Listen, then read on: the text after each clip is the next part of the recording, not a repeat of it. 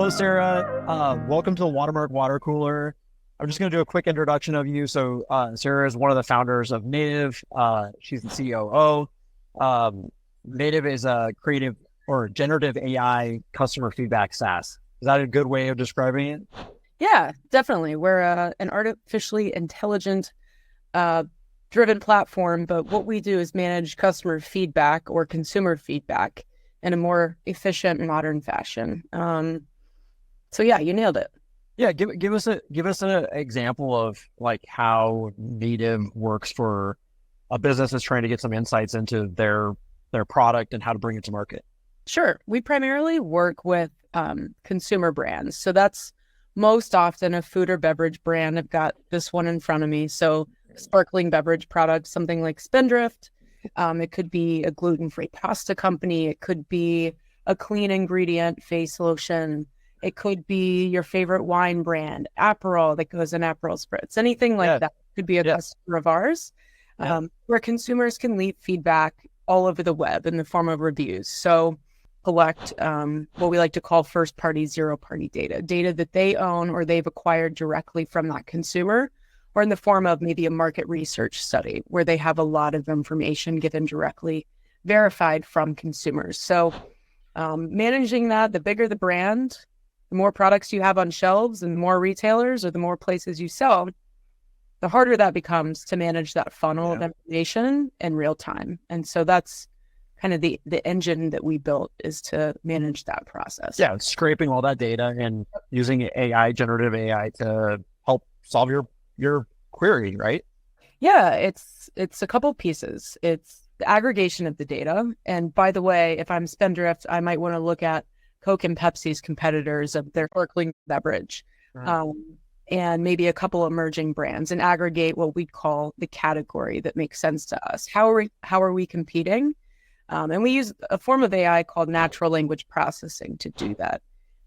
Large language models, if you've heard of them, a lot of those are used in the world of generative AI and AI chatbots. And so the downside of tools like that are you can't trust it with PII, sensitive information about purchasers, consumers, or people, as the laws are changing. So you would never, as a brand, say, go find this information for me. And by the way, here's some of the private information. Take this into consideration. You'd never put it out there.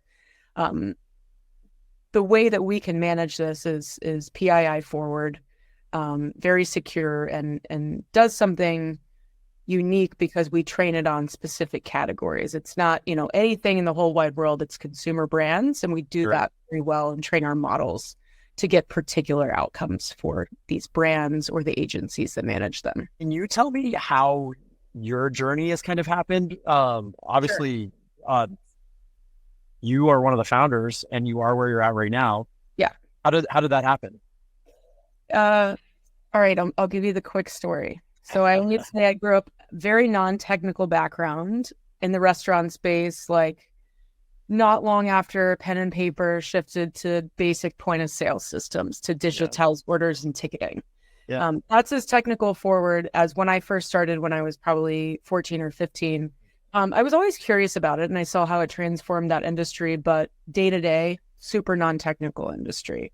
And not a particularly sexy industry either, when you're talking about like hourly labor and serving and all the things that come along with it. So got a little burned out being around that for a long time, and knew I wanted to do something different, was intrigued by tech, but didn't have any relationships in tech. Didn't know how to build them. So I did what anyone would do, leave the family business and go to grad school and give myself a year to figure it out. And I was like, I hope that's enough time.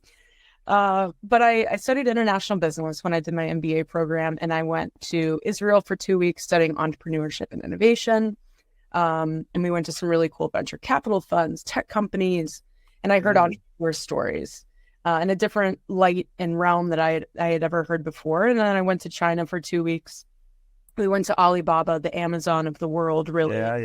Before they went public, and saw their data room. And I was like, all right, this is cool. I need to figure out how I can get in the door somewhere like this.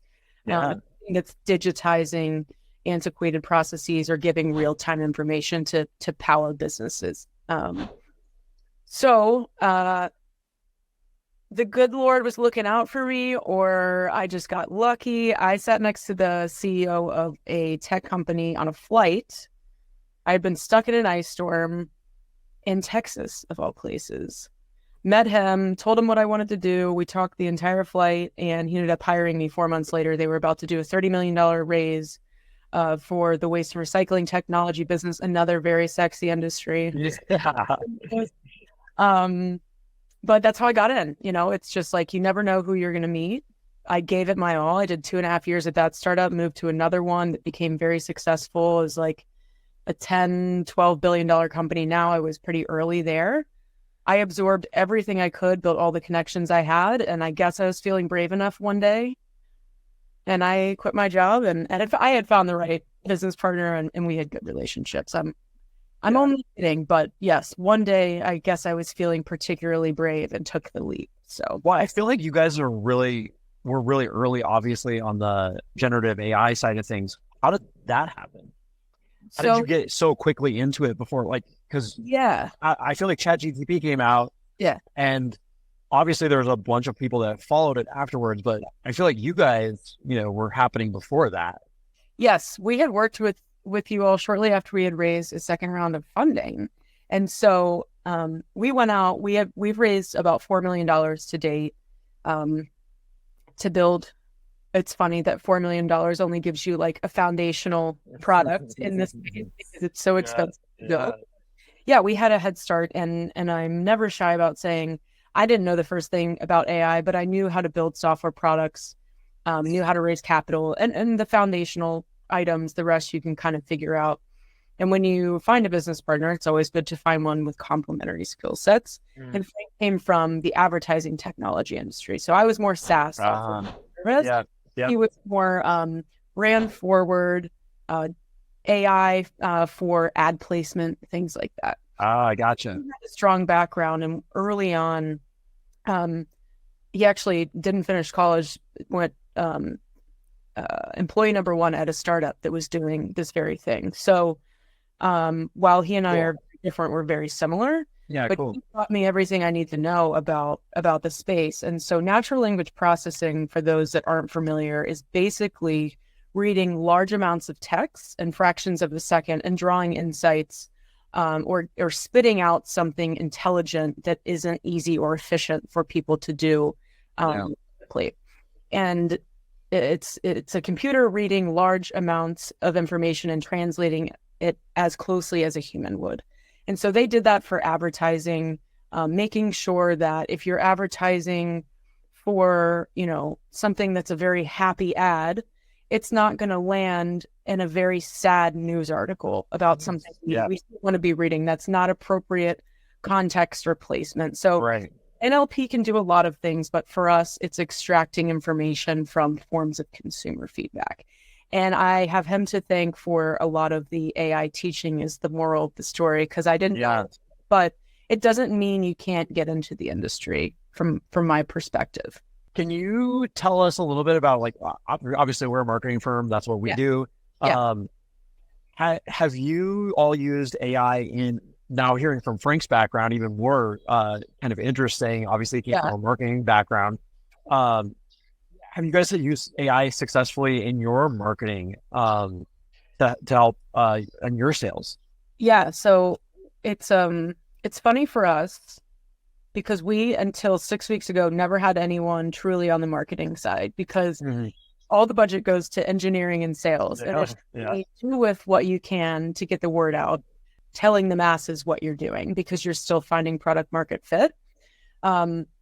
So have we used AI in some of our marketing? Yes, but our efforts are really early. So I would say in terms of how we use it, it's a story yet to be told, but it definitely will be in play using some tools that are AI forward for content generation, stuff like that. But if I can switch your question up, because I have a feeling you're going to ask me how we work with marketers next. Do that for you. I mean, so I think obviously we see AI going into everything we do nowadays. Like, there's even creative side of things. We see, Dolly and all this. Like, it's kind of happening everywhere. I don't think there's an industry where it can't touch at the moment, and it's only going to continue to grow.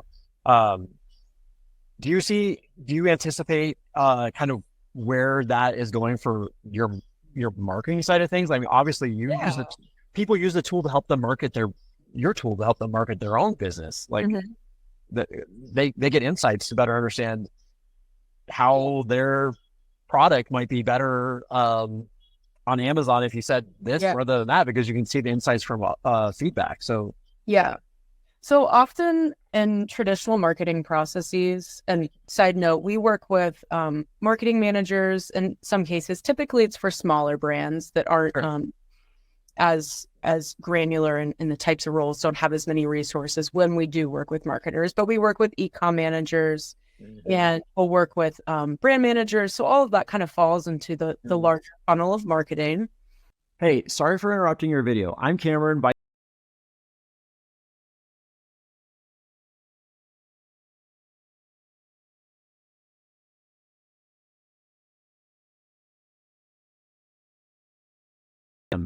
Automating those mundane tasks that you have to take care of every day, hitting those sales numbers. If those are things you're struggling with, jump on over there. We're going to learn together. We'll see you there. The most basic exercise that we do is we say, okay, build your category. Here's all your products you want to scrape reviews for and import all of them that you have. Cool. Check. Now, who do you want to look at in terms of competition? Because we want to see what people are saying about competition. It's basic, like industry benchmarking. What do people think of us in terms of value for money? The freshness of the product, if that's applicable. The flavor of the product, if applicable. So on and so forth. So just because someone doesn't say flavor in their review doesn't mean that we can't find what people think about flavor. For example, taste of this is fantastic. Great. That can fall into that benchmark. So it does a lot of the work for you, these large language models that we can train. And that in turn does a couple of exercises that in your world of marketing day to day as an agency, you're familiar with tools like Sprout Social. What Sprout does is take all of your social platforms and it can do, sentiment analysis. So how is that changing over time? And so managers of marketing or whatever their function, e-com, can say, all right, if we look at negative sentiment for all these products, what do people hate the most about my products? What is that? Okay, what do people like the most? And people will take their back-end SEO keywords or messaging, if you're talking about Amazon, Walmart, it's different, and say, all right, most positive sentiment associated with product qualities. Do these match? Because our consumers just told us exactly how they describe our brand. Yeah, totally. Did we listen when we optimize words? And it's not. Your SEO strategy is completely off from what people are saying. We see it all the time. And it's wild. And it's like, it's something that's overlooked. And maybe it's only 10% of what you care about in your formula for a perfect SEO strategy. Yeah. For back-end keywords for e-com. Yeah. But 9 times out of 10, it's incredibly misaligned. Take it or leave it. Here's, a list of keywords where there's strong positive associated sentiment, where people on your top 4 competitors, 3 out of the 4 of them, people constantly complain about this product quality. Not only in the marketing side can we take advantage of it, but can we reformulate our products? Let's talk to the R&D team. Can we reformulate it and say, people in my industry, we're behind. We don't have sustainable packaging. Everybody wants it. But now we went and looked at the reviews, but everybody's complaining that it's falling apart during shipping. Sustainable, but we can't even keep the product intact. So how can we capitalize with this information, whether it's for marketing or a larger purpose? Yeah. I mean, I think something that you said there that I find really interesting is it's like the nuances that may get missed because of something as silly as like, well, taste is not the same as flavor or whatever that may be. Like, they mean the same thing, but could get missed if you didn't have something that you could query it and it could understand what is actually being written. So that's like, totally. I think it's really, and as we know, also as a marketer, data is everything. And so you are providing a data stream that is almost invaluable to be able to understand what's happening. So Yeah. Sometimes it's just unmanageable, right? If I'm talking about Spindrift is huge now. That's what I'm yeah, drinking over here. They're selling in most major retailers, probably in all the regions at this point. That's a lot of information to keep track of on a regular yeah, basis. So to some extent, it's just unmanageable, and AI is making responsibly the unmanageable more manageable. And it's yeah. like, oh, wow, historically, this data source was just too complex to track and take into account for the larger strategy. But now, if we can do that and just scroll through and spend 30 seconds, 60 seconds a day, it can make a big difference. And it makes you It's so valuable. the obvious, I would say. I consider you guys a B2B company. You're selling to other businesses. Yeah. You're totally a B2B company. How do you feel that you've been able to manage your marketing budget and all this stuff? I know you just said, hey, we're a startup, and I think it's really important to other B2B startups that are out there, like trying to understand, like, look, we're always preaching to people like, hey, you've got to have a marketing budget. If you don't have one, like, you got to figure it out. Yeah.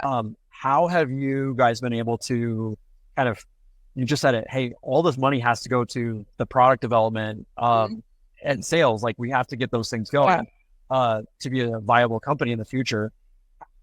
How has that conversation gone? Because I know it's probably gone like, we don't have any money to do it. What has that conversation gone? How do you recommend that to other businesses would you say like, hey, if we had it all to do over again, we would have done XYZ with our marketing budget, or maybe you're like, no, we did it fine. Mm-hmm. Okay, so I'm going to go higher level, and I hope I don't lose you or anyone that may listen to this. But just because we service brands right now by way of reviews and feedback doesn't mean we can't talk about the larger application of feedback and businesses. I could eventually sell to software businesses and say, okay, you don't have reviews, fine. We can ingest anything and make it work. So what about all of your transcripts from calls when you're doing customer interviews? Mm-hmm. What about all of your feedback that's in your CRM and HubSpot? Mm-hmm. Cool. There's a way with NLP to organize information in a more efficient way. And so while it may not be your traditional form of marketing, when we talk about product development, we still can, that marketing budget we finally have, that's kind of what we had to work with, right? Having conversations and doing it with $0. So we are a B2B company. I talk to businesses all day long about their problems and how I can monetize them and solve them. So while it might not be a monetary transaction, we can make something of the information we have, analyze it in bulk for us or other companies in the same way. And then now I finally, as an early stage company, have enough of a data pool to say, okay, on top of the tunnel vision we've always had, here's our messaging and our branding that we came up with. Now, what's everyone else saying? Because that matters just as much. It's the same concept. We just happen to get it for free, or, some paid pilots, things like that. But right, sure. It's not like black and white for us to date, but we should practice what we preach, and we should take into account some of the same methodologies and find insights in our work and our data collection just in a different way and SEO and things like that accordingly. Yeah. I know. Just out of how often is that marketing budget brought up? Is it like a conversation that happens typically, or is it like, oh, we don't talk about that? Oh my gosh. Okay. So as a tech company, we're always fundraising. So like these numbers, there's no historicals. Everything is made up, it's forward looking. We like to say 100% of the time our model's wrong. That's for business in general, but especially in venture-backed businesses. Yeah. Because you're guessing. I have no precedent. So we're like finalizing, some marketing budget for next year. But I like to say we just hire smart people to figure that out. People smarter than I. I think that's the cool trick to entrepreneurship. So I'm happy to report we just hired someone from Meta who's worked there and at TikTok, who, knows the world of PII back and forward, and trusting him to tell me really what we should be spending at this stage and at this time, and where we should be spending time and money. But Yeah, I'm definitely not the best person to ask for that question, but if you're a brand and you're spending, X amount of software budget on something like a Sprout Social or a Hootsuite, your costs can be pretty similar to adding a layer of this in. Eventually, we'd love to have integrations with those companies, just in the larger like feedback ecosystem. So, if you don't know about getting into a space like this or working with a newer software that is generative AI forward, there's typically some type of competitor or something you can parallel to help create a budget. Yeah. To get into something new, try it out. And a lot of companies have trials. We even do them just because it's a whole new world with AI, and sometimes people don't know enough to want to commit to it. So yeah, long story short, or short story long, I guess. We're making it up as we go, but we hire more people to help us figure some of this stuff out, because unlike a traditional cash flow positive business, Wild West out here in AI. And so we're learning every day. And well, so I guess that's like the question that comes from that is like, have you guys had the conversation to say like, well, what if we had PPC dollars that we were spending, what would that have affected like the sales conversation? Because people would be like, oh, I understand what native, I know what native is. It's an easier sales call now because they've already checked us out and kind of had that conversation with themselves going, oh, native is doing this cool stuff. Yes. Now I'm talking to sales and it's like, oh yeah, tell us more. We want more instead of what are you guys doing again? Exactly. Filling the funnel and brand awareness is a luxury we just now are starting to have. And, that's the point of being a venture-backed company you want to get to, where you have those luxuries and you can spend on them sooner than later. But what happens if you pivot? Now your brand awareness, before you proved your product market fit, interesting. It's always the dollars. Yeah. So interesting. Point where you're like, we've validated enough, we've duplicated this exercise, we've sold this product or this feature enough times. Now we're not scared to go do it, right? Yeah. That's something. I mean, listen, at the end of the day, you have to leap at some point. Totally. It's never going to be perfect. But as a software company, to an extent, you don't want to be a pre-seed, no revenue company out of the gate and just spend, 10% of capital you just raised on something that's going to change. Right? Like, depending on what it is. But like B2B SaaS, probably not brilliant to do. So it's a luxury now that we have a true product market fit. We want to be known on these 3 pillars. And the first thing that comes to mind, and yes, we have heard of that company. I kind of forget what they do. Or yes, I keep hearing about this. Like, that's the power of marketing. That's what we're gonna get to here soon. We feel like the timing is right to invest in that kind of strategy. Okay. To close us off, I'm going to ask a question that wasn't on the list, but it's it's AI based. But okay. So have you seen this new AI driven tool that is your new wearable? It's called Pin. Have you heard of it? Have you seen it? No. Okay. Well, I'm just curious how you feel about this. So obviously wearables has been a thing, like Google Glass was way back when. Yeah. We're wearing watches or whatever it is. Pen came, they're like, hey, we have this tool. It's AI driven. Yeah. You wear it on, it literally is an approach kind of looking thing. Yeah. It's got a little camera on it, a little tap piece, but it's all AI generated stuff. You ask it questions. Cool. It's listening to your conversation. How do you feel about AI in your day-to-day life? And now we're seeing it actually being implemented in like hardware, right? It's like something that you're wearing. So 2 parts. I'll give you the first part because I brought up this. So I love my Oura Ring. I've been wearing it for almost over a year and a half now. Yeah. And it is like a true example of machine learning. Yeah. When you first start, it has nothing to work with. It doesn't know anything about you, but it's going to understand your temperature and your sleeping habits and whether that actually aligns with the way your heart rate should be manage throughout the day. Like, I didn't know any of that, basic health facts, but I don't know what my numbers should be and what a good day of exercise or, moderate activity, or what a good night of sleep should look like numerically, quantitative data. Right.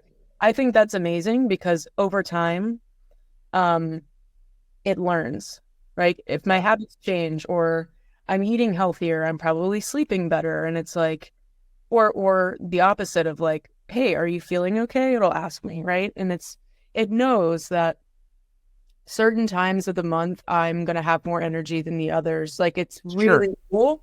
So I love AI for that. That's classic machine learning. You get new data every day and it learns with you. So I think that's really cool. Now, on the other side, I am still hesitant as to, I used to keep a Google Home in the house. Then I moved back from New York City. I don't even know where it is. It must be in storage or something. And like, find it.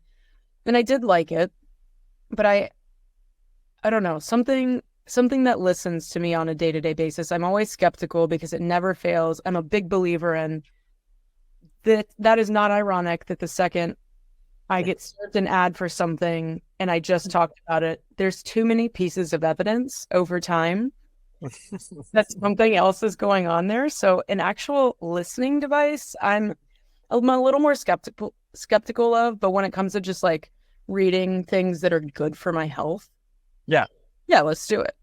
No hesitation. Cool. All right. Well, Sarah, thank you so much for your time. Yeah, of course. And hopefully we'll catch up with you again as Native continues to grow, and I would love to do a follow-up of like where's marketing now. It'd be great to kind of hear. Yeah, sounds great. Thank you. Cool. All right, have a good rest of the day. See ya. Bye. Thank you so much for watching and subscribing to the Watermark Water Cooler. We value your opinion and want to deliver the best content possible. To do that, we need your comments and feedback. What do you want to see or learn? Tools, techniques, behind the scenes? Comment below and make your idea our next video.